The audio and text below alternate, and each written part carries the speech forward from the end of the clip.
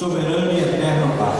Nós te bendizemos, agradecidos, Senhor amado, por essa oportunidade que o Senhor nos concede nesta noite, de estarmos aqui na tua casa, neste santuário, para a honra e glória do teu santo nome. Tua palavra diz que aqui é o lugar de aprendermos a tua palavra, de recebermos os teus ensinamentos. E para isso estamos aqui nesta noite. E queremos, Senhor amado, estar aqui nas 6 noites de seminário, papai.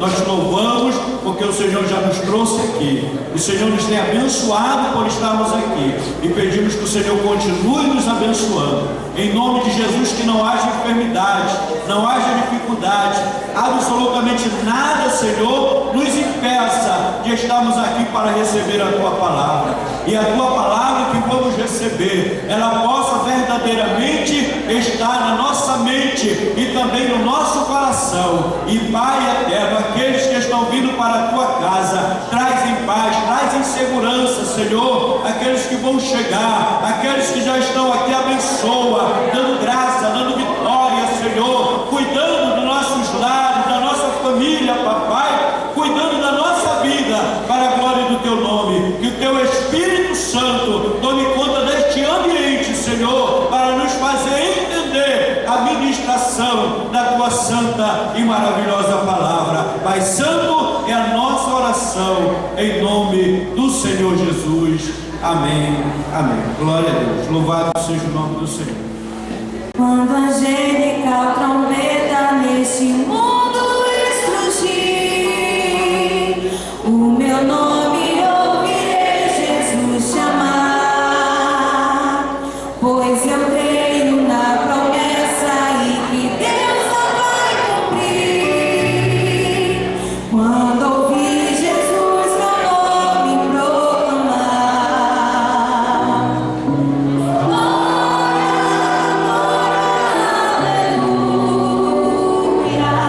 o meu nome ouvirei Jesus chamar. Glória, aleluia. Eu espero ouvir Jesus a me chamar.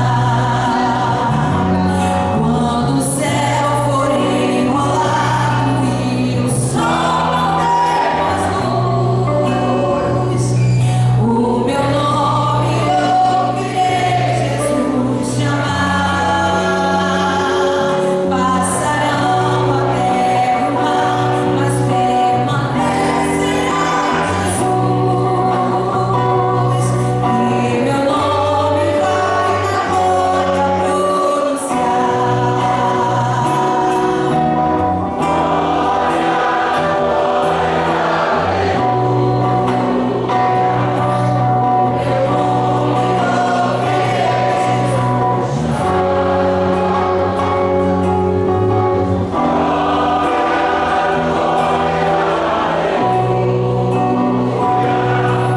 Eu espero ouvir Jesus a me chamar.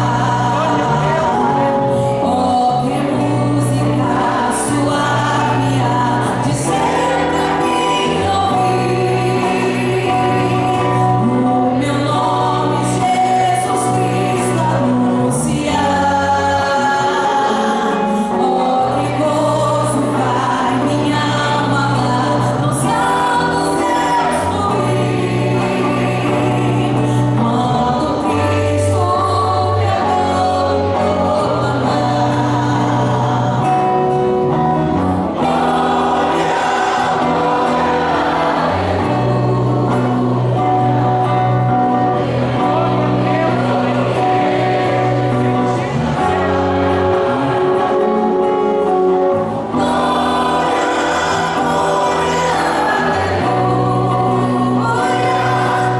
eu espero ouvir Jesus a me chamar.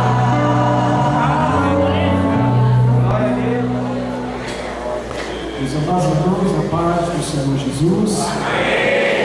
Hoje estamos a fazer a leitura da palavra do Senhor, por licença do nosso pastor presidente, nos deu essa liberdade de assim fazermos. Vamos abrir nossas Bíblias. Evangelho segundo escreveu Mateus, capítulo de número 25, versículo 1 até o versículo de número 13. Queremos dar a boas-vindas a todos os nossos seminaristas nesta noite. O Senhor Deus possa nos dar uma semana abençoadíssima. E desde já quero pedir para os irmãos que deixem as suas armas lá fora. Não tragam faca, canivete, facão aqui para dentro. Se a gente estiver desarmado, nós vamos poder receber o ensino. Mas se a gente estiver armado, quando começar a se falar alguma coisa que vem de encontro àquilo que eu já sei, eu vou ter problema para assimilar. Então deixe a sua arma lá fora, tá? Venha aberto e dizer assim: fala, Senhor, o teu sangue ouve. E então o Senhor há de falar conosco. Vamos ler a palavra do Senhor? Passamos uma leitura de forma que a igreja possa compartilhar. Eu leio o versículo e os irmãos leem outro, capítulo 25, do verso 1 até o verso 13. Diz a palavra do Senhor, verso 1: Então o reino dos céus será semelhante a 10 virgens que, tomando as suas lâmpadas, saíram para receber o esposo.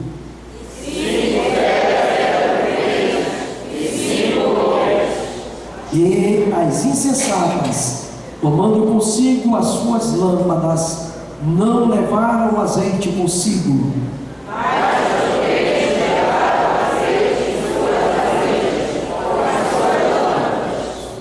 E, tardando o esposo, todas cochilaram e dormiram.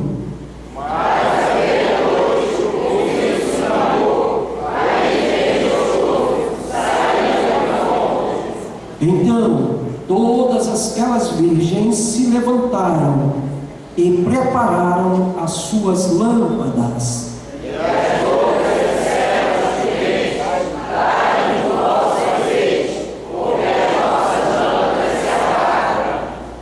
Mas as prudentes responderam dizendo: não, para que não nos falte a nós e a vós, e diante aos que vendem, e comprai-no para vós.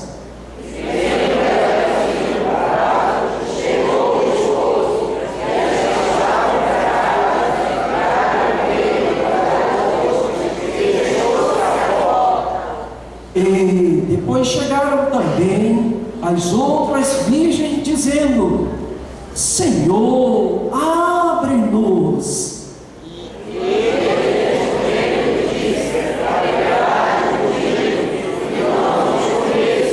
Leiam comigo 13: Vigiai, pois, porque não sabeis nem o dia e nem a hora em que o Filho do Homem há de vir. Meus amados, essa parábola ela encerra com a chamada de atenção a todos nós: vigiai e orai. Às vezes nós vigiamos, mas nós não oramos. Nós precisamos das duas coisas nos últimos dias. Bendito Deus e Pai de nosso Senhor e Salvador Jesus Cristo, te rendemos graça nesta noite, Senhor, pelo privilégio que nós temos de estarmos na sua casa, na sua presença e de lermos a sua palavra. Ó Deus, em nome de Jesus, lhe pedimos que o seu santo e glorioso Espírito, Senhor, possa aplicar aos nossos corações a tua palavra de maneira tal que possamos sair daqui, Senhor, satisfeitos, felizes e alegres pela tua palavra. Por Jesus Cristo oramos, pedimos e lhe agradecemos. Amém.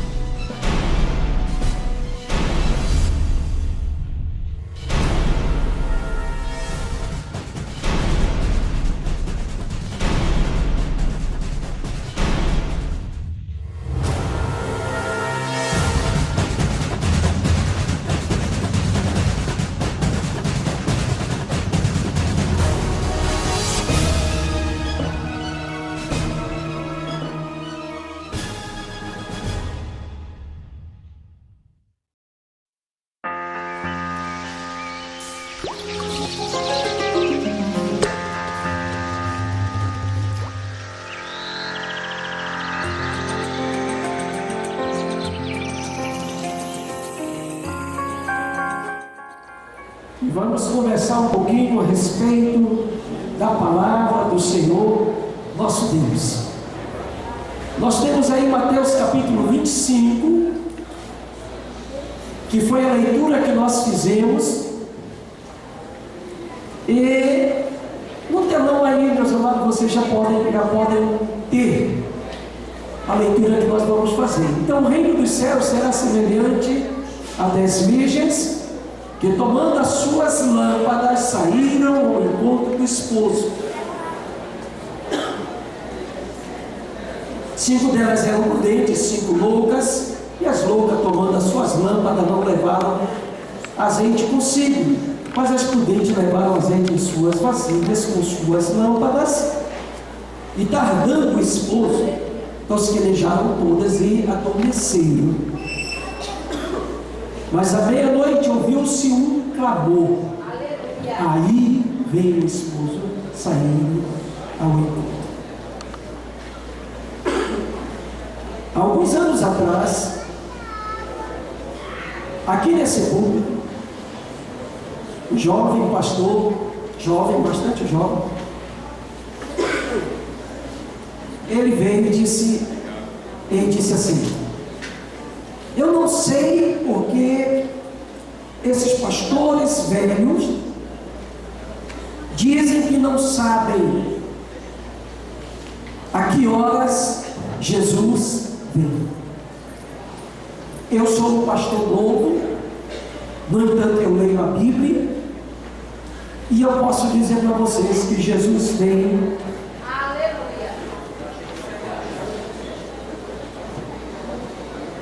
à meia-noite. Essa foi a afirmação dele aqui. Quando ele terminou de pregar, ele passou por mim. Eu estava sentado na cadeira que o pastor Tenório está sentado. Eu estava sentado nessa cadeira. Ele passou por mim e disse: pastor, ore por mim.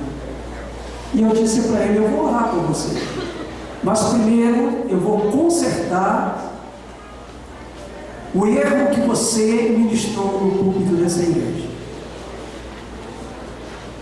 Porque, meus amados, a Bíblia não está dizendo para nós que Jesus vem à meia-noite.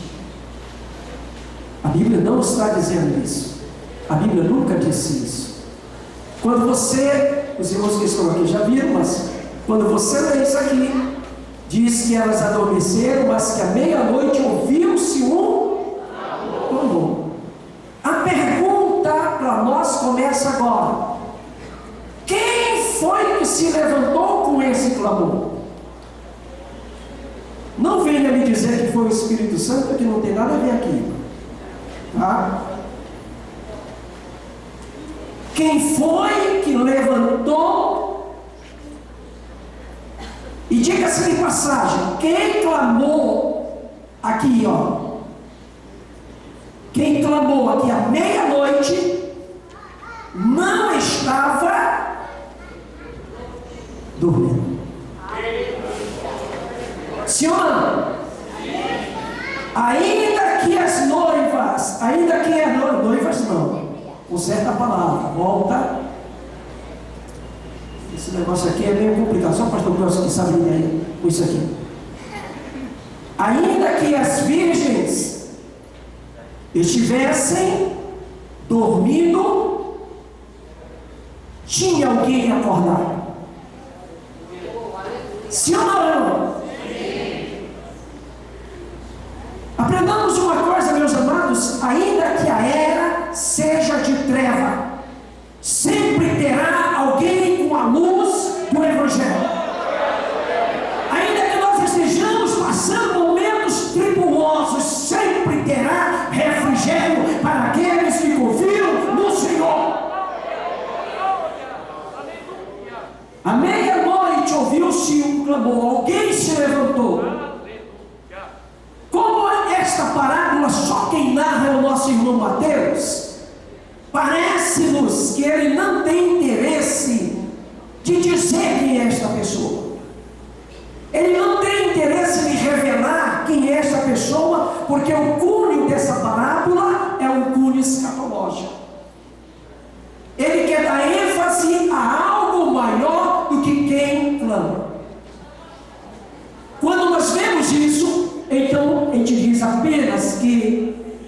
Alguém clamou.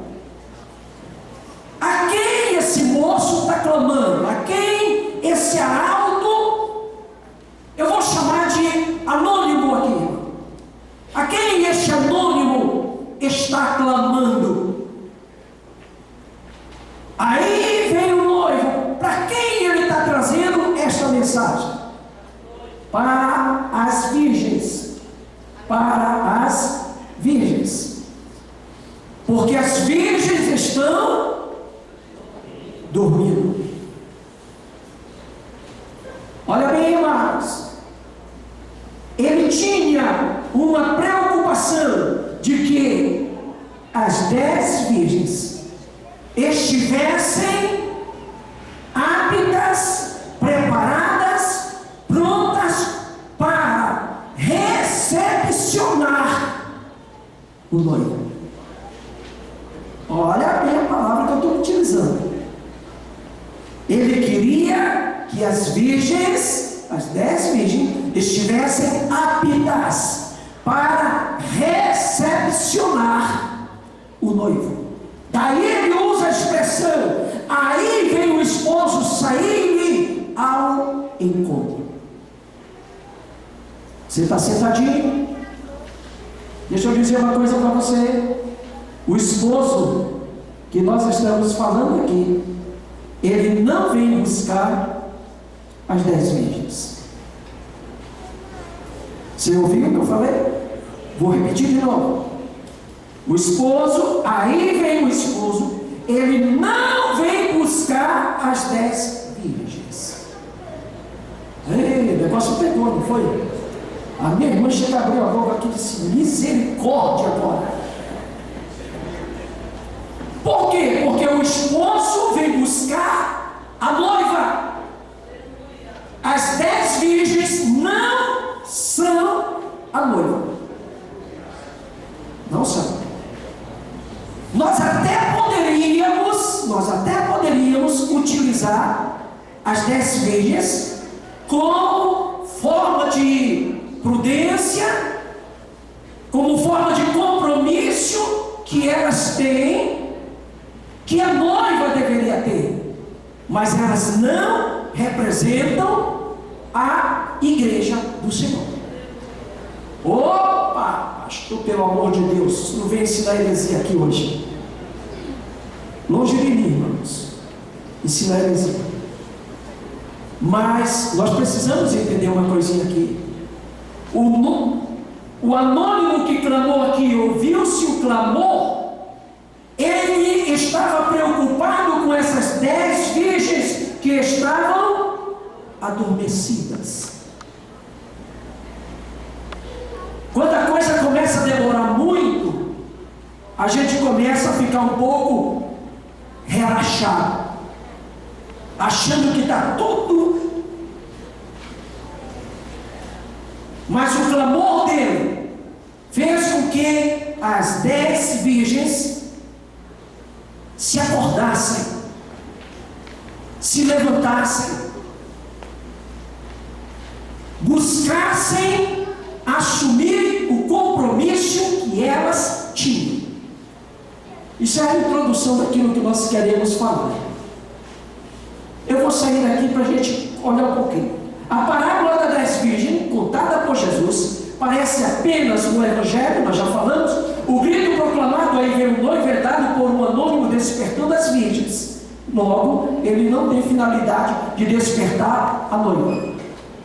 A pergunta é: por que não a noiva?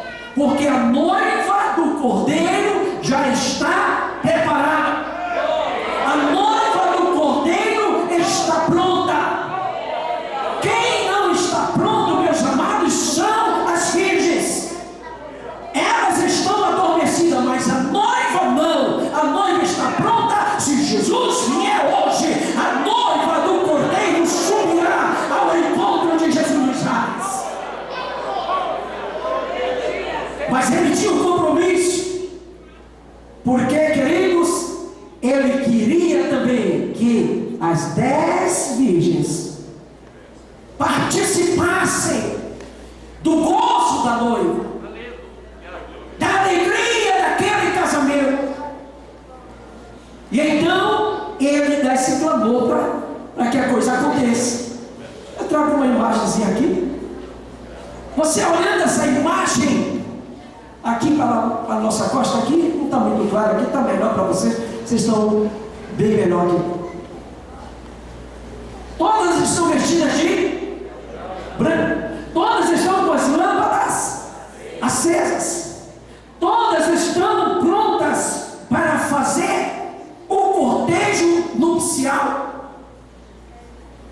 Todas, meus amados irmãos, estão felizes pela posição que têm.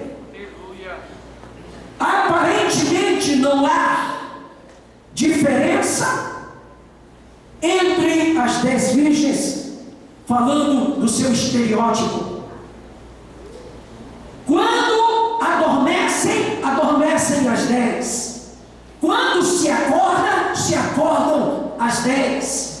Quando acendem as suas lâmpadas, acendem as 10. O problema foi que de repente a lâmpada de 5 que estavam acesas começaram a piscar. Diz a Bíblia que começou-se a apagar-se. Foi então aí que veio a preocupação das 5 com as suas lâmpadas, que ora acendia, ora se apagava. Elas então quiseram ter azeite nas suas lamparinas.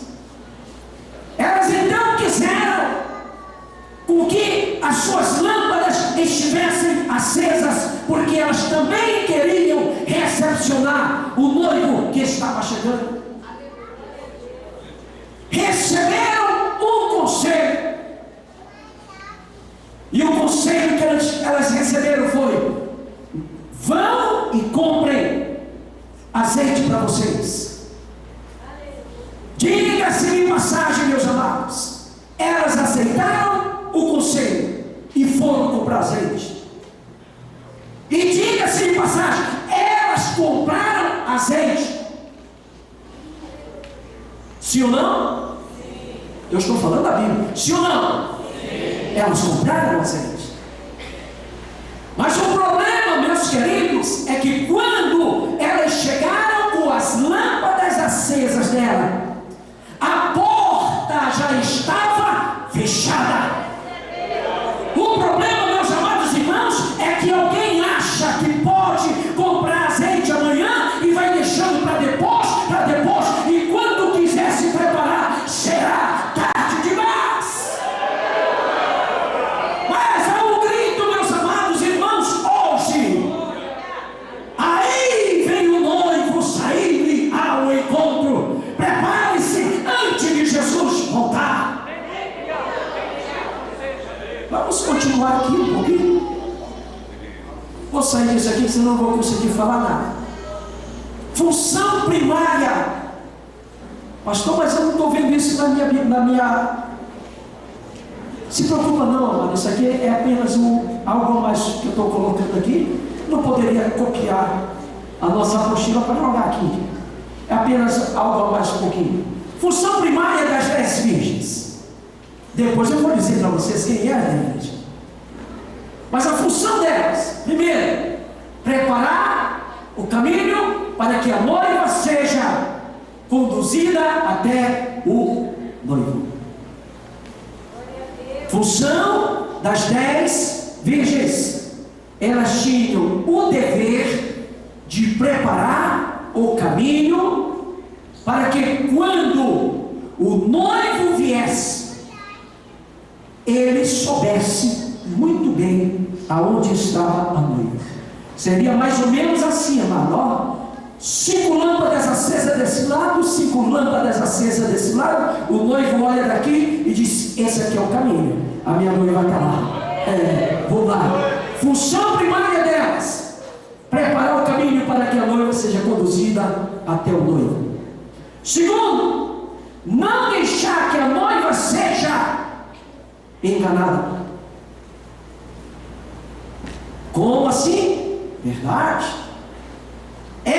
elas tinham que ter consciência de que quem estava vindo era o verdadeiro noivo, e não um outro que viesse por trás querendo usurpar a posição do noivo. As 10 virgens tinham que conhecer quem era o noivo verdadeiro, para que ela pudesse indicar à noiva o caminho que o verdadeiro noivo estava vindo. É por isso que a Bíblia fala sobre os falsos Cristo. Parece, mas não é. Terceiro, deixar a noiva apercebida da vinda do noivo. Quando as suas lâmpadas estivessem todas acesas, a noiva sabia que o caminho estava marcado para que o noivo pudesse passar. Terceiro, quarto, embelezar o cortejo nupcial. Por que as noivas, quando vão casar, sempre faz aquele cortejozinho? Porque acham que é bonito, e tinha essa função de embelezar o cortejo nupcial. A vinda de Jesus será a coisa mais linda do mundo. Mas Sara, 10 noivas, 10 virgens, digo, a 10 virgens com a função na terra de preparar esse caminho para que quando Jesus voltar, seja a apoteose da igreja, seja a coisa mais linda da igreja. E por fim, meus amados, a função das 10 virgens era de participar da boda com a noiva. Elas entrariam para juntos participar da alegria da noiva. Pastor, então, quem são essas 10 virgens? Depois a gente fala. Bora mais um pouquinho. Ao ouvir-se o brado, aí viu o noivo sair ao encontro, percebe-se nitidamente a atitude desesperadora daquelas 5 virgens, prudente ao descobrirem que suas lâmpadas estavam apagadas. Elas até então achavam que as suas lâmpadas, da maneira que estavam sendo conduzidas, elas estavam corretas. Elas até acreditavam que as suas lamparinas estavam aptas para receber o noivo. Queridos, quando nós olhamos isto aqui, nós entendemos uma coisa muito interessante que a Bíblia nos traz. O capítulo 24 de Mateus, a partir do versículo 46 em diante, antes de entrar no capítulo 25, ele faz menção de 2 servos. Ele diz que 2 servos, um servo bom, obediente, que cuidava da vinha, que cuidava da casa do seu senhor, que não deixou faltar nada. E depois ele fala mais lá no 49, ele fala de um servo mau, imprudente, que viu que o seu senhor não estava ali. Então ele começa a beber, a comer, a tratar mal a família do seu senhor.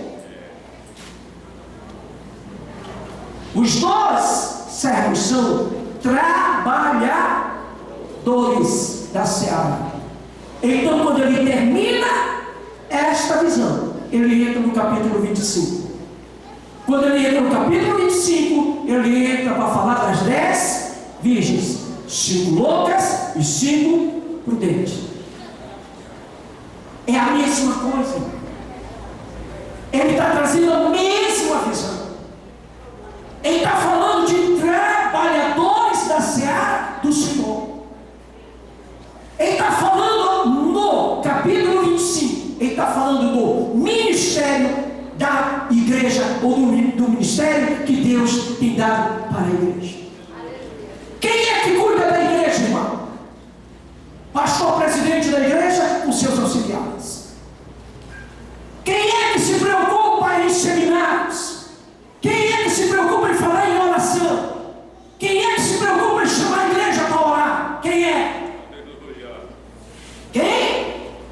é o ministério da igreja.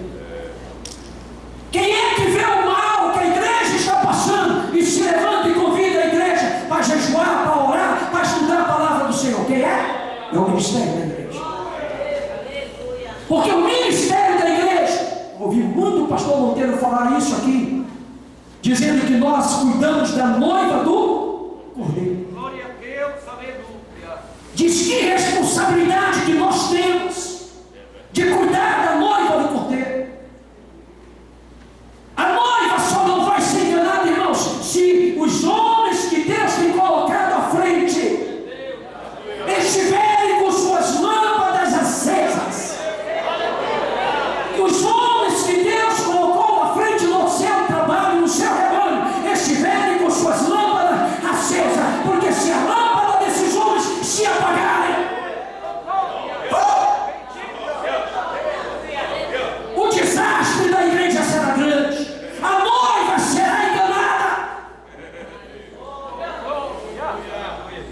Por isso a Bíblia mostra 5 prudentes e mostra 5 loucas, 5 ministérios que não têm compromisso com Deus, 5 igrejas que estão surgindo por aí, meus amados irmãos, que não quer saber de compromisso com Deus e que deixa a noiva do Cordeiro ser enganada, que deixa a noiva do Cordeiro ser levada. Mas tem 5 ministérios. Quando nós lemos o livro de Efésios, capítulo 4, nós encontramos lá: e Deus deu uns para apóstolos, e Deus deu uns para profetas, e Deus deu uns para evangelistas, e Deus deu uns para pastores, e Deus deu uns para mestres, para a edificação da sua igreja. Senhores, nós estamos trazendo o ministério da igreja da cidade de Paulo. Nós estamos trazendo os pastores, os supervisores, os dirigentes de congregação para dizer para você: a sua lâmpada não pode se apagar, não pode faltar azeite na sua lamparina. Você precisa ter o pão nosso de cada dia para a igreja que Deus colocou na sua responsabilidade.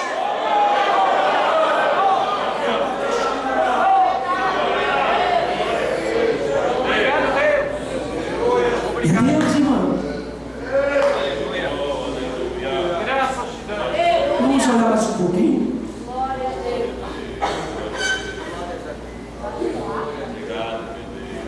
Primeiro sinal que se passa no meio da igreja, que dá o prenúncio da vinda do Senhor Jesus. A nossa apostila estão alencados 7 sinais. Glória a Deus. Não sei se a gente chega lá, mas o primeiro é a apostasia. Esse sinal é tão sério, que o ano passado nós fizemos um seminário específico sobre a apostasia da fé. Capítulo 24 de Mateus, versículo de número 3 a 5 diz: estando sentado no Monte das Oliveiras, chegou-se a ele seus discípulos em particular, dizendo: dize-nos quando serão essas coisas, e que sinal haverá da tua vinda e do fim do mundo. Senhores, eu quero chamar a atenção de vocês agora, por favor. Olhem com muito cuidado para a resposta de Jesus aqui. E Jesus respondendo disse-lhes: acautelai-vos que ninguém vos engane, porque muitos virão em meu nome dizendo: eu sou o Cristo, e enganarão a muitos. Queridos, nós temos ouvido e temos pregado que o grande sinal da vida de Jesus para a igreja é o derramamento do Espírito Santo. E eu tenho batido nisso aqui. Eu tenho dito, meus irmãos, não se iludam com isso. Mas pastor, a Bíblia diz sim, a Bíblia diz. Mas quando perguntaram para Jesus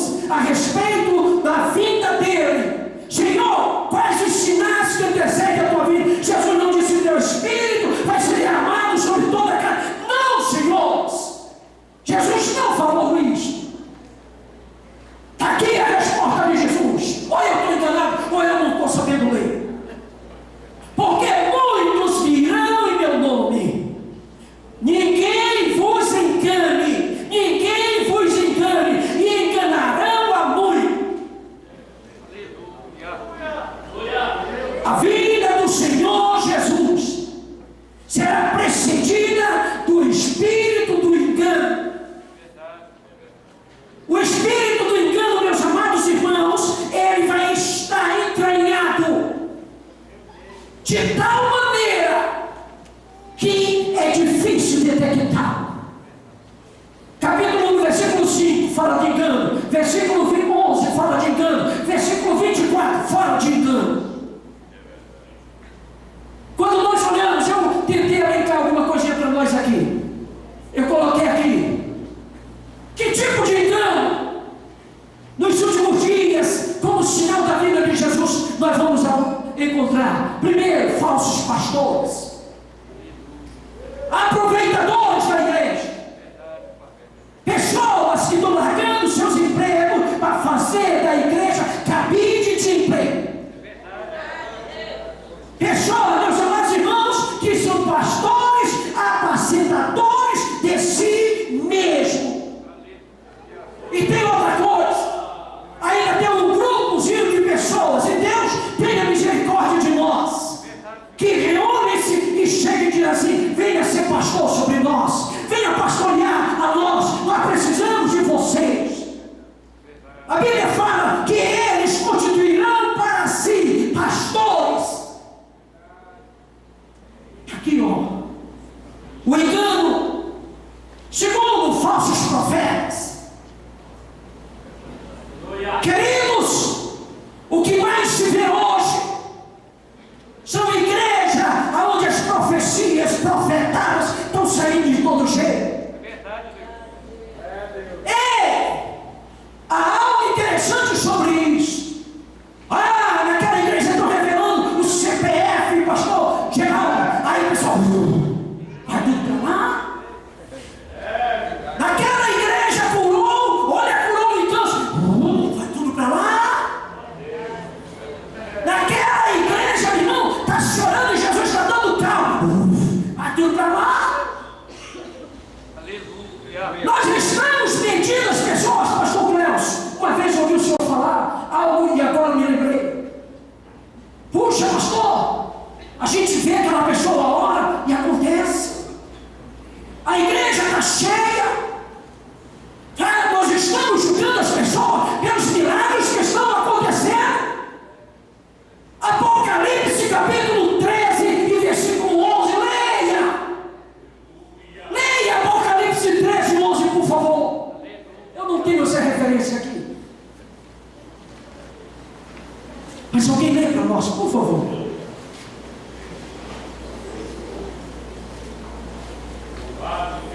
Tenha misericórdia, Deus, de nós.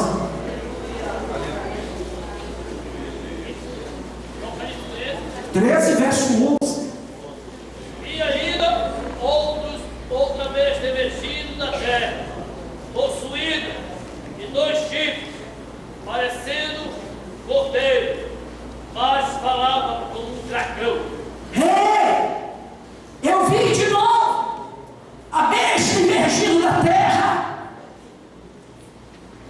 Ela tinha aparência de cordeiro, parecia pastor, parecia pregador, parecia missionário, parecia profeta. Mas quando ele abria a boca, era um dragão que destrói, que consome. Não julgue a pessoa pelo milagre, irmão, julgue pela doutrina que é ensinada. Pela doutrina que a igreja ensina, você vai conhecer a verdadeira igreja. Nós somos enganados porque desprezamos as Escrituras.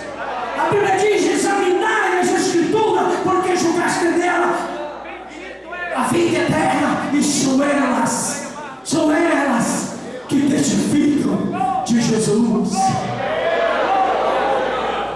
Sabe que a Bíblia diz para nós a esse respeito? Ainda que fizesse cair fogo do céu, ainda que fizesse milagres e prodígios, mas que não trouxesse este evangelho, seja falsos profetas, falsos pregadores, acham que são dono da igreja, se acham no direito de machucar a noiva de Cristo, se acham no direito de limpar a igreja, de bater na igreja. Deus não nos colocou para bater na igreja. Deus nos colocou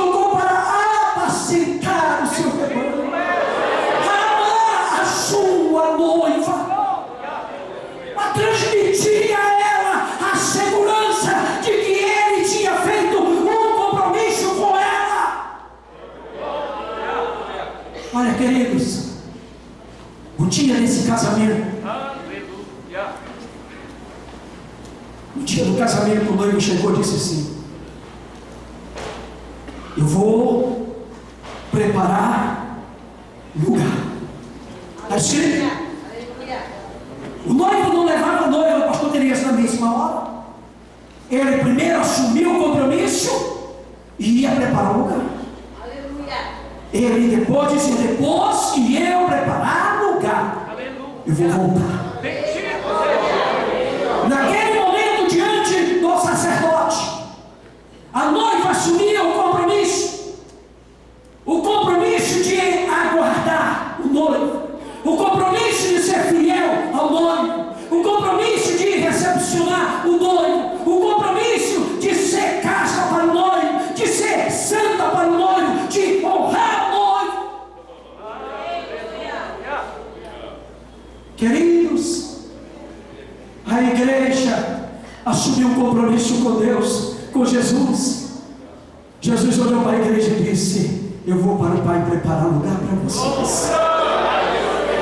Mas eu quero dizer para vocês, fiquem sabendo agora, eu vou, mas eu voltarei e vos levarei, para que aonde eu estiver, vocês estejam comigo. Jesus está voltando, Jesus está voltando, Jesus está voltando. Esta é a grande verdade. Mas existe um espírito que está entre nós, que é do engano religioso. Não, eu sou crente. O engano religioso, irmão, tem levado as pessoas a esquecer da palavra de Deus, a esquecer dos ensinos da casa de Deus, a esquecer de vir para os cultos da casa do Senhor. O engano religioso não é porque você tem um nome de membro de uma igreja que você é salvo. Não é porque você tem a carteirinha de membro que você é salvo. Você é salvo porque você observa esta palavra e está aguardando Jesus voltar e está se santificando. E diz a Bíblia que quem é sujo, suje-se mais ainda. Mas quem é santo, quem é santo, quem é santo, santifique-se mais ainda.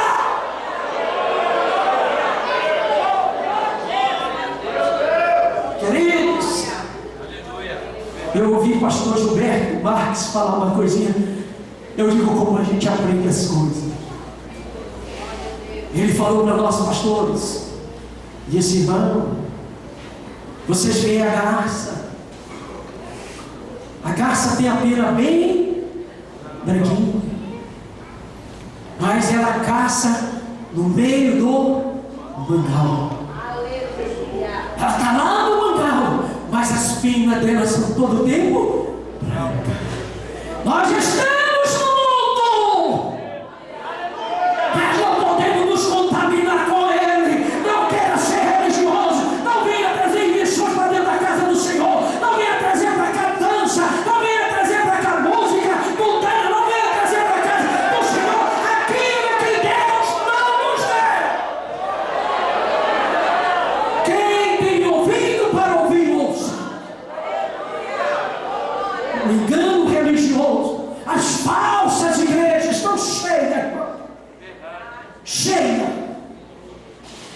No ano de 2014, o último censo que fizeram sobre as igrejas evangélicas no Brasil tinham crescido assustadoramente 73%. Chegaram a cogitar-se que em 2020, depois eu vou para 2025, que os evangélicos seriam maioria no Brasil. 2020, 2025. Depois o próprio Igreja Católica disse: do ritmo que nós estamos indo, em 2035 talvez nós não sejamos mais o maior número de católicos no Brasil. Há um crescimento estupendo de igrejas. 14 mil igrejas se levantaram em 2014. Nós saímos de 17% de evangélicos para 34%, depois para 38%. crescimento religioso. Você quer me dizer que é a igreja do Senhor Jesus Cristo? Eu quero dizer para você, não é. Não é. Não se engane. São as falsas igrejas se levantando por aí com falsas doutrinas, com falsas conversões, com falsos crentes que estão vestidos de ovelhas, mas que não são ovelhas. E está no nosso meio. Se você não quiser ouvir, não tem problema. Eu tenho um compromisso com essa igreja, mas tenho um compromisso com Deus. Com Deus, com Deus, com Deus. Minha esposa sabe, irmão, passei tempo buscando orientação de Deus para trazer uma palavra para essa igreja. Eu não vim aqui para estar, meu irmão, satisfazendo o desejo de ninguém, não. Eu estou aqui para dizer o que Jesus tem colocado nos nossos ombros.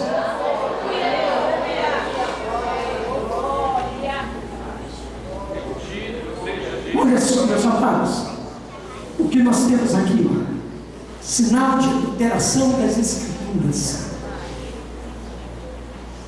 que surgiu nesse ano de 2017 para 2018, lançamento da Bíblia Gay. Olha o que eles fizeram. Presta bem atenção nisso aqui. Olha o que eles fizeram. Levítico capítulo 18, versículo 22. O trecho diz: não te deitarás com homem como se fosse mulher no templo de Moloque. Essa expressão no templo de Moloque não existe nas Escrituras. As Escrituras sagradas dizem não somente não te deitarás com homem como se fosse mulher, e só. Eles colocaram lá no templo de Moloque. Quer dizer, se não for no templo, pode. Entendeu? Aí você vai e compra a Bíblia. E está lendo. E de repente você encara com isso aqui no templo de Moloque. Ah, coitadinho dos gays, são maltratados. São não, meu. É a Bíblia Sagrada que diz. Amar a pessoa é uma coisa, mas os seus atos são abomináveis diante de Deus.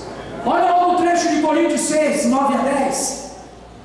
Nem os impuros, nem os idólatras, nem os adúlteros e nem os efeminados, nem os sodomitas, eles trocaram a palavra. Eles colocaram no lugar de efeminados, colocaram moralmente fracos. Trocaram sodomitas por promíscuo. Essas coisinhas pequenas que a gente está vendo, são coisas que estão minando, são coisas que estão entrando. E se nós nos calarmos, as pedras vão clamar. Mas nós estamos dizendo que um dos sinais da vinda de Jesus, um dos sinais da vinda do Senhor está aqui, é a adulteração das Escrituras, e ela tem chegado nos púlpitos das igrejas. Ela tem chegado aqui, irmão, e tem sido lidas daqui. Graça sobre graça. É a Bíblia dos homossexuais. Alguém foi falar para ele. Alguém foi falar para ele. O que é que o senhor acha de tudo isso? Quem sou eu para julgar assim? Ah, pastor, mas nós não podemos julgar. Nós não estamos julgando, quem julga é a palavra. Quem julga é a palavra. É a palavra, irmão. Nós não julgamos, a palavra já julgou. A Bíblia diz: já estão condenados. Ou a gente fala de Jesus para que sejam tirados deste lamaçal, ou, meus amados, eles se perderão, porque a palavra já os condenou.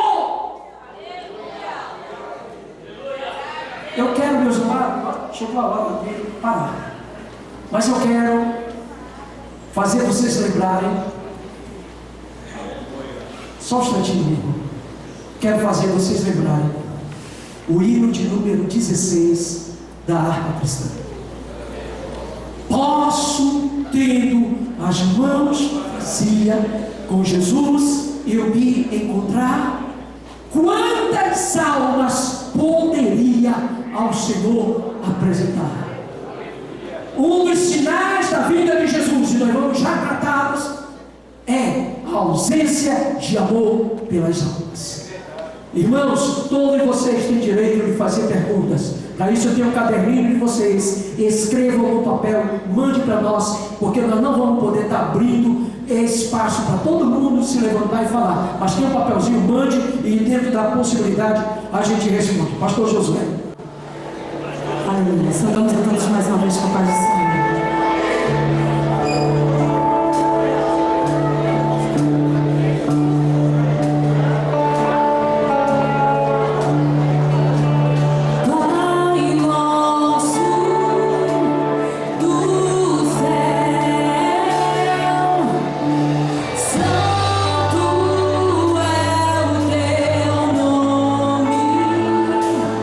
Teu reino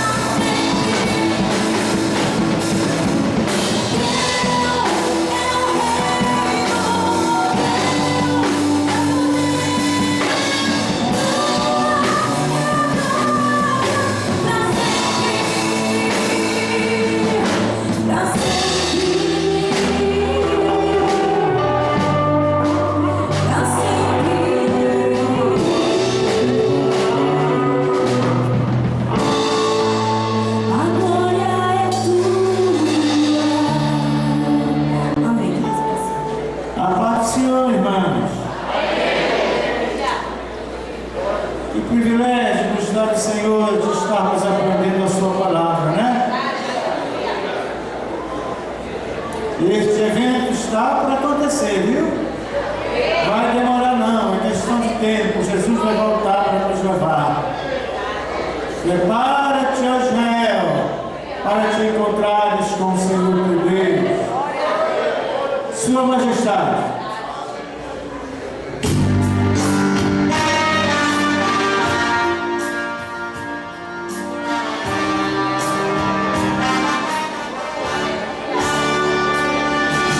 Quando lá nas nuvens a trombeta estrugir,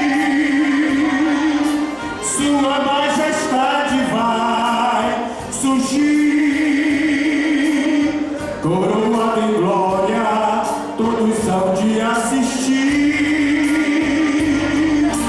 Sua Majestade vai surgir. Lá vem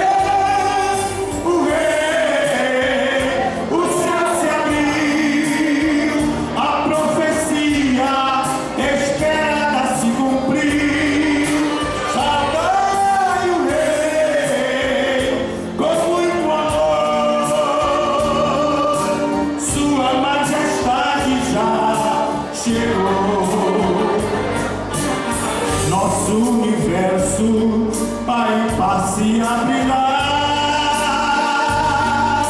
Sua Majestade vai chegar.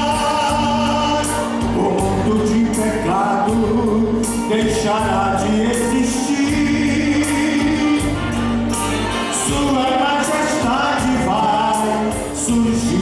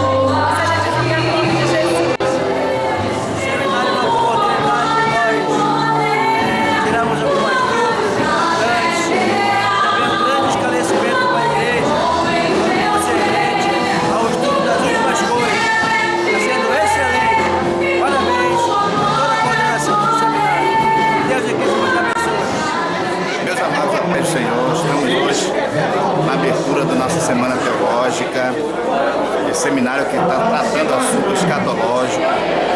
E hoje a gente já, nessa primeira palestra, já temos aprendido coisa tremenda. E quero convidar você que permaneça, que participe. Por certo, você não vai se arrepender, está sendo uma bênção de Deus. Amém? Um abraço. Talvez você tenha notado na sua mochila e tenha dito, puxa, mas o pastor não falou do sinal que está aqui. É porque aqui nas minhas lâminas eu inverti a posição de 2 sinais aqui. E o quarto eu botei aqui de propósito, para que a gente pense um pouquinho nesse sinal. Diz assim, o quarto sinal da apostila fala sobre a apostasia. Apostasia, meus amados irmãos, é errar o alvo, desviar-se do verdadeiro ensino, é sair do eixo, é estar caminhando no caminho certo e sair para caminhar no caminho errado. É mais ou menos, me perdoe utilizar a pessoa aqui, mas é mais ou menos o que fez o pastor Caio Fábio na vida. Grande pastor, caminhando, ensinando, e depois da sua queda, ele caminhou pelo caminho que é totalmente diferenciado, que hoje não dá mais para entender mais nada. A Bíblia diz que quem confessa e deixa alcança misericórdia. Mas a apostasia é isso. A apostasia, ela também é vista como escândalos, traições, falsos profetas e o esfriamento do amor por Cristo e pelo próximo. A apostasia, ela está dentro desta visão. Mateus capítulo 24, verso 10 a 13, nós temos uma colocação muito interessante que ele diz: e neste tempo muitos se escandalizarão e trair-se-ão uns aos outros, e uns aos outros se aborrecerão, e surgirão muitos falsos profetas e enganarão a muitos. E por se multiplicar a iniquidade, o amor de muitos esfriará, mas aquele que perseverar até o fim será salvo. Escândalos, meus amados irmãos. Nós vamos falar no sábado de manhã para os nossos obreiros. Pastor, nós vamos fazer uma sessão especial para os nossos obreiros, sábado de manhã. Família. Sinal da vinda de Jesus, falaremos para os nossos obreiros sobre divórcio, traição, escândalos, especificamente para nossos obreiros, esposo e esposas. Então, sábado de manhã, aguarde, porque tem coisas que vão sair para nós. Dentro da visão da apostasia, nós temos uma igreja que não aceita a verdade e que quer impor ao seu pastor o que ele deve pregar. E chegam ainda que o pastor diz: ó, se o senhor for falar sobre adultério, eu não vou mais ficar aí, e o senhor sabe que meu dízimo é grande. Aí o outro chega e diz: pastor, não fale sobre o inferno, porque eu sinto algerice, eu tenho medo. Se o senhor pregar sobre o inferno, eu não vou mais para a igreja. Aí o outro chega e diz: pastor, não fale sobre pecado. Use uma expressão assim, como fulano de tal fez uma escolha ruim. Não use a expressão pecado, porque pecado assim tem uma... Aí outro diz assim: pastor, lembre-se de quanto dinheiro eu dou a cada semana. Então não venha querer me disciplinar. Falando nessa disciplina, irmão, me lembrei uma situação agora que aconteceu em Macapá, muitos anos atrás, um local chamado Itaubal do Piririm. Tem alguém aqui do Itaubal do Piririm? Não, porque se tivesse, cadê? Poderia até saber da história. O pastor, o estado do Amapá, chamado, vulgarmente chamado de Cachimbinho para ele. Pastor Moreno, falava um pouquinho fino, mas um homem de Deus. Chegou em Itaubal do Piririm, o presbítero da igreja estava caído. Todos os pastores que passavam por lá sabiam e não fazia nada. E ele chegou quando viu o negócio estava feio. Ele no meio da rua chamou o presbítero e disse: ó, o senhor vai ser disciplinado. No meio da rua. Aí o presbítero disse: pastor, o senhor está ficando doido? Vem aqui, ó. Quem sustenta esta igreja sou eu. Quem sustenta o pastor aqui sou eu. Se o senhor me disciplinar, o senhor vai morrer de fome aqui. O Cachimbinho era o pastor Moreno, baixinho, assim, que nem eu. Ele ficou com tanta raiva do presbítero que disse para o presbítero assim: pois o senhor está disciplinado agora. E disciplinou o presbítero no meio da rua. E quando foi de noite no culto, ele notificou a igreja, disse que tinha disciplinado. Ele passou 2 meses de grandes dificuldades. No 3º mês, Deus começou a salvar na cidade de Itaubal. E vinha um atrás do outro, irmão. Um atrás do outro. A igreja foi passada a limpo. O presbítero veio o pastor e disse: pastor, eu quero pedir perdão para a igreja, porque eu tenho que voltar o caminho do Senhor, porque a mão de Deus tem pesado sobre mim nesses últimos 3 meses. Ele disse para o presbítero: o senhor volta, se reconcilia, mas não é mais presbítero. E fez ele sentar no meio da igreja durante muito tempo. Depois, esse irmão presbítero pediu para dar um testemunho e disse: igreja, o único pastor que teve misericórdia da minha alma foi o pastor Cachimbinho, que viu o pecado, viu o mal e não deixou que eu fosse para o inferno. Teve misericórdia da minha alma. Querido, nós estamos vivendo um dia em que a igreja, não a igreja de Jesus, mas a igreja, ela quer que os pastores preguem o que ela quer ouvir. Mas aqui não, meu irmão. Aqui tem doutrina, irmão. Aqui tem Bíblia. Aqui tem lâmpadas acesas.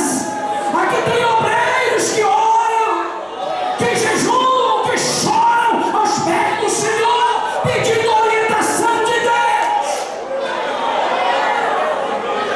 E quando Deus não quiser esses obreiros na terra, Ele vai começar a colher. Ele vai começar a levar. Mas enquanto nós estivermos por aqui, irmãos, quer ouçam, quer deixem de ouvir, a mensagem vai ser pregada. Não adianta querer: eu dou a minha oferta, não fale sobre isso, sobre aquilo. Não vai funcionar não, meu irmão. Apostasia significa abandono e a negação da fé, ou seja, a negação daquilo. Quando pula aqui acaba tudo. Ou seja, a negação daquilo que se crê, ou melhor, daquilo que se cria interiormente. Porque quando ele se apostata da fé, ele já não crê mais. A Bíblia também nos mostra que nos últimos tempos haverá um abandono da fé por parte de muitas pessoas. O que que nós temos dentro da igreja. Infelizmente, no crescimento que nós estamos vendo hoje, um crescimento desenfreado das igrejas, não é da igreja do Senhor Jesus, das igrejas. É um crescimento de uma igreja sem raiz, de uma igreja sem doutrina, de uma igreja sem fundamento, de uma igreja sem santidade, de uma igreja sem palavra, de uma igreja sem temor, de uma igreja sem santidade, de uma igreja sem compromisso com Deus, de uma igreja sem o céu. É o que nós estamos vendo nos dias de hoje.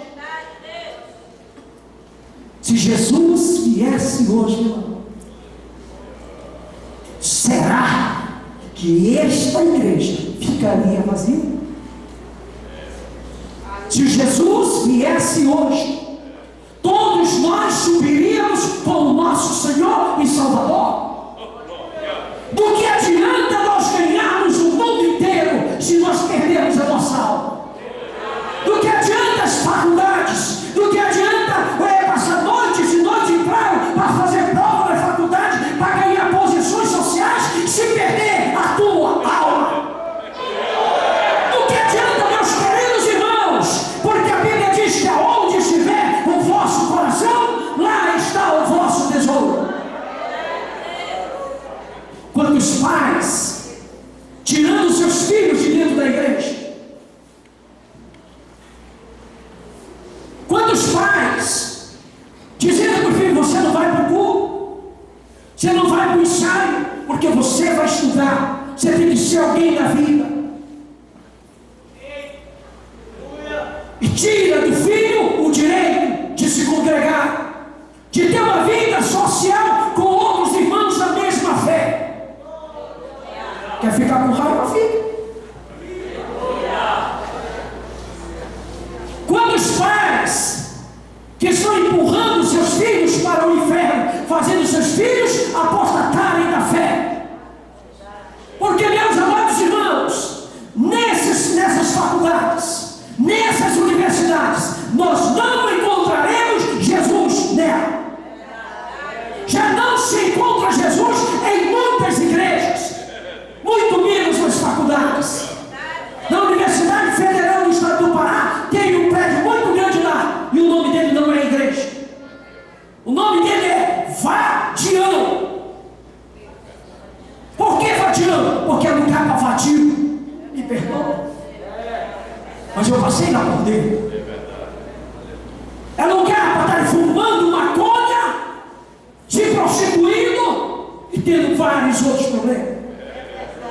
Deus tem nos chamado para sermos luz. Eu não estou dizendo que nós não podemos ir para as faculdades, eu não estou dizendo que nós não podemos ir para as universidades, eu não estou dizendo isso, mas eu estou dizendo: buscar primeiro o reino de Deus e a sua justiça, porque as demais coisas nos serão acrescentadas. Deus abrirá as portas, Deus fortalecerá os filhos, eles entrarão crente e sairão crente de dentro das faculdades.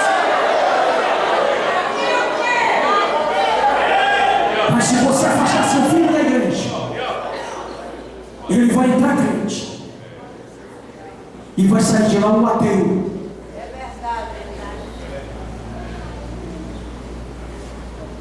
Vamos lá para frente, você não fica com muita raiva de mim. Oh, Jesus Cristo, eu queria, irmão, poder dar voz para todos vocês, porque se eu desse voz para todos vocês, eles vão falar muitas coisas, e coisas boas aqui, coisas que nós precisamos ouvir. Quinto sinal: perseguição mundial dos cristãos. Eu não vou muito longe, eu vou para a década de 70 um pouquinho. Eu era menino na década de 70, mas muitos de nós tínhamos medo de dizer que era crente da Assembleia de Deus,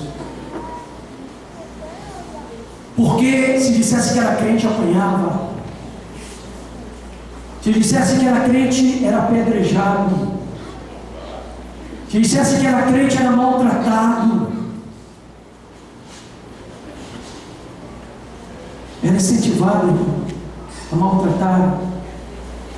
Mas é um dos sinais internos, é a perseguição mundial dos cristãos. Se não estão te perseguindo em nada, rever teu conceito de salvação. Se a tua vida está tudo bem, está tudo redondinho, rever teu conceito de salvação. Mateus capítulo de número 5, versículo de número 9, 10 e 11. Bem-aventurados sois vós, quando vos perseguirem. Foi Jesus que falou que os cristãos seriam perseguidos.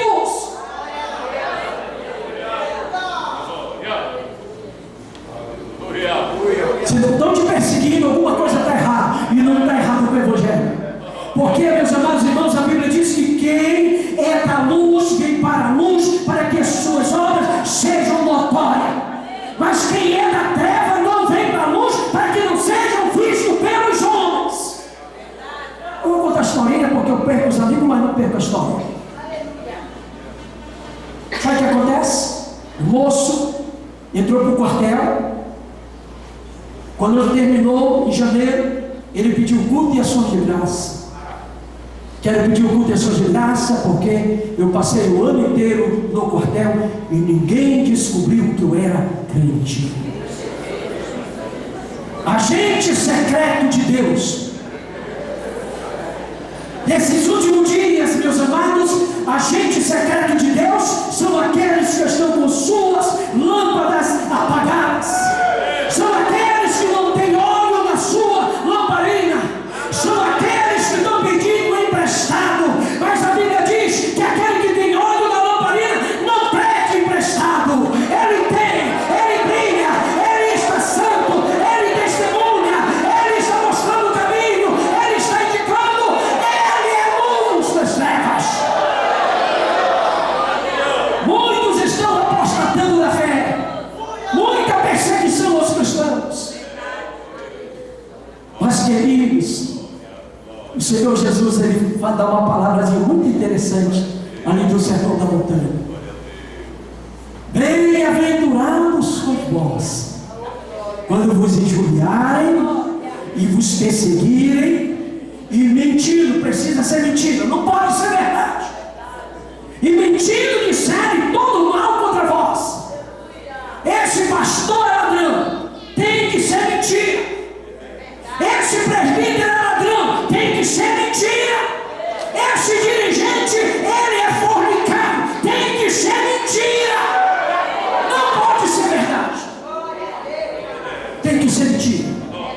Aí Jesus diz: bem-aventurado, meu filho, porque estão te injuriando, estão te perseguindo, mentindo, estão dizendo mal contra nós. Fica feliz, fica alegre, porque tu estás agradando o Pai do céu. Tu estás agradando, tu estás sendo luz, tu estás chegando, estão inventando, mas eu estou vendo.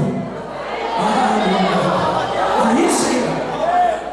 Só, queridos, que o que nós temos visto nesses últimos dias não é isso. O que nós temos visto nesses últimos dias são acusações fundamentadas e verdadeiras contra aqueles que estão à frente da obra do Senhor. Mas julga-se que não faz. São lâmpadas apagadas. Mas não está de tudo apagada. Está sendo um pouquinho. Não está de tudo apagado. As 5 virgens prudentes, a lamparina delas já estava apagada, irmão? Sim ou não? Sim ou não? Não estava. Estava se apagando. Guarda aí, Senhor. A lâmpada não estava apagada, estava se apagando. Ora cedia, ora apagava. Ora cedia, ora apagava. Estava ficando fraquinha. Eles notaram que estava ficando fraco. Vai procurar, vai comprar. De fogo. O problema, volto a dizer, foi que quando eles voltaram com azeite na lamparina, o tempo da graça havia terminado. Pastor Pedro Nascimento vai falar. Fim do tempo da graça.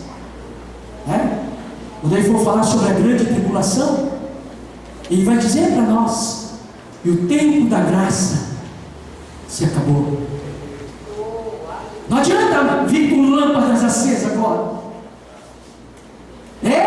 Eles vão chegar com lâmpadas acesas diante de Jesus.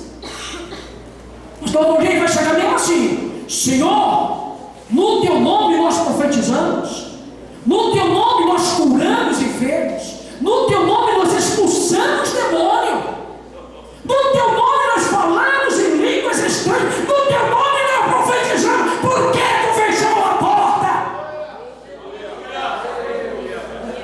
Coisa séria, pastor.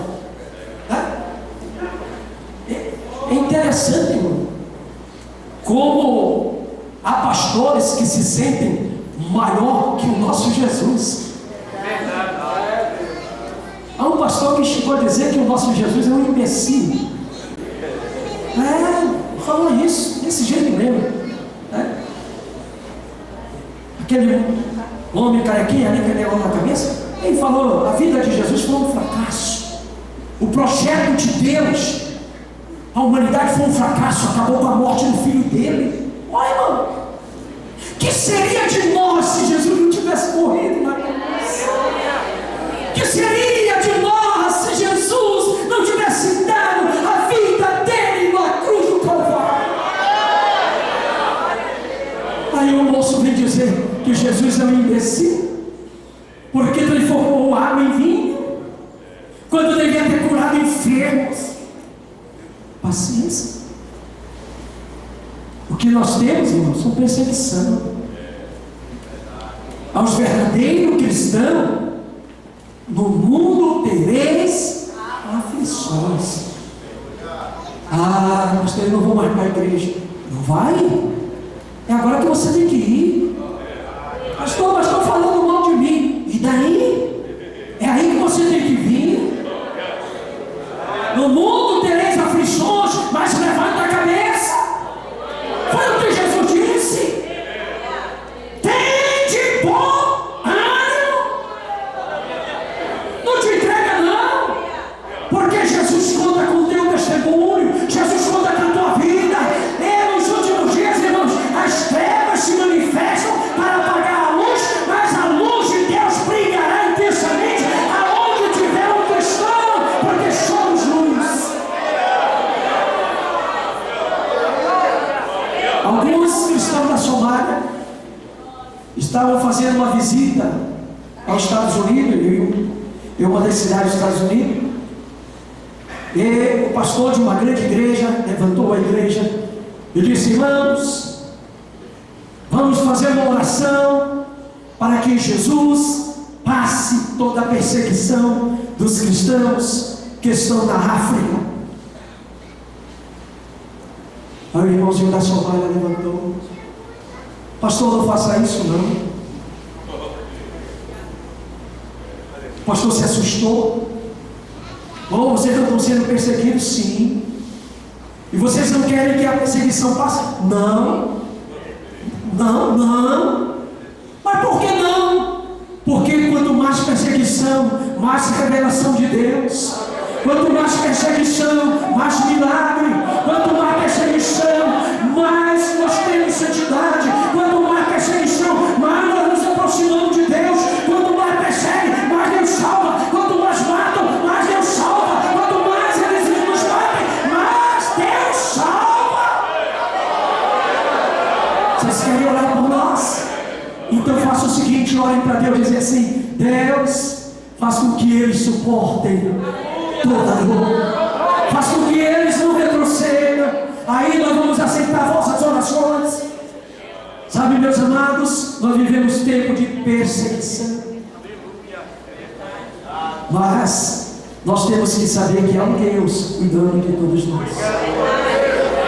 Sexto sinal de esfriamento espiritual: frieza espiritual. Eu vou me deter um pouquinho aqui. Porque, meus amados irmãos, foi o Senhor Jesus que disse que esse sinal antecederia a sua vida.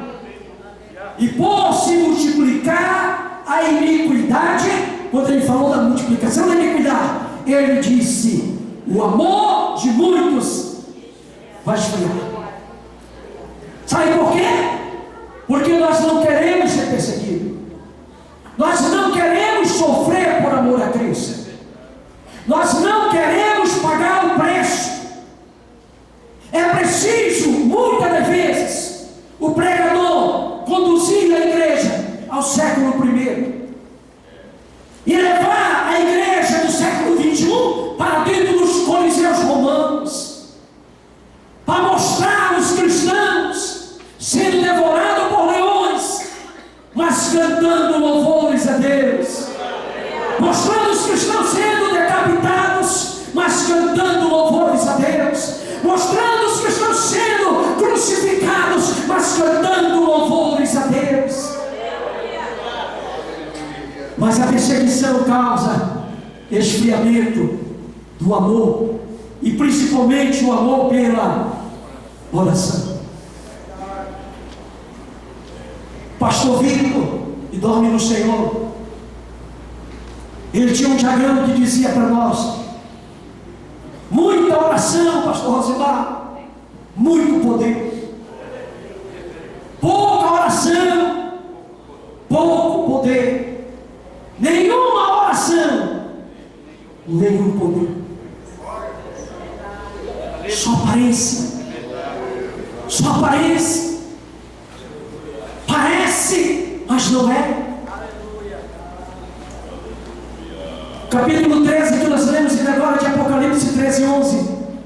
A besta que subiu do mar tinha aparência de cordeiro, tem aparência de crente, tem aparência de quem ora, tem aparência de quem paga o preço,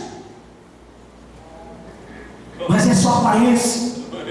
É só aparência. Salmo de número 139 tem uma expressão muito interessante: Senhor, tu me sondas e tu me conheces. Queridos, a palavra sondar, lá no grego, ela traz para no hebraico, ela traz para nós a visão de ver pelo lado de dentro, de olhar o oculto, de ver aonde ninguém vê. O salmista está dizendo: Senhor, aonde ninguém está vendo, tu vê. O que nem eu consigo ver, tu está vendo, Senhor. Deus nos conhece pelo lado de dentro. Essa aparência, essa casca aqui, todo mundo conhece. Mas aqui dentro, meus amados irmãos, aqui tem um adágio muito errado. Diz assim, que o coração do homem é terra. Que? Ninguém anda com conversa fiada. Porque o Senhor Jesus disse, o Senhor Deus falou diferente. Ele disse